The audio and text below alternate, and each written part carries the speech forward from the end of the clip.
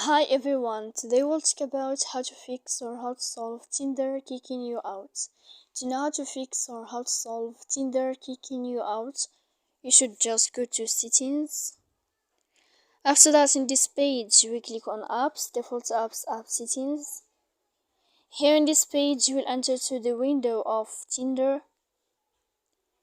When you find this list of app info, we click on first stop and we click OK. Then we will go to click storage.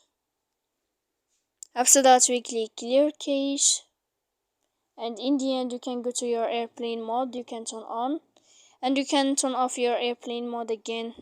If it's not working with you, you can turn off your phone. So please don't forget to support us by like and subscribe. See you next time in another video, and thank you for your attention.